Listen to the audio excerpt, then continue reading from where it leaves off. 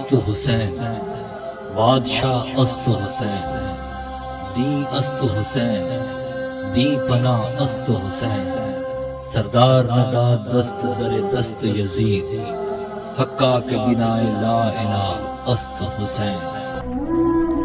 یہ رواج جو پیدا ہو گیا ہے کہ 9 محرم کو یا 10 محرم کو مٹی ڈالنے کے لیے وہاں قبرستان میں جایا جاتا ہے، یہ 8 10 15 سال سے شروع ہوا ہے، جبکہ اس کی کوئی اثر نہیں ہے۔ اگر تو آپ روٹین سے جاتے ہیں تو آپ کو ہر جمعے کو جانا چاہیے والدین کی قبروں پر، اور وہاں پر جا کر ہر جمعے کو سورہ یاسین کی تلاوت کرنی چاہیے۔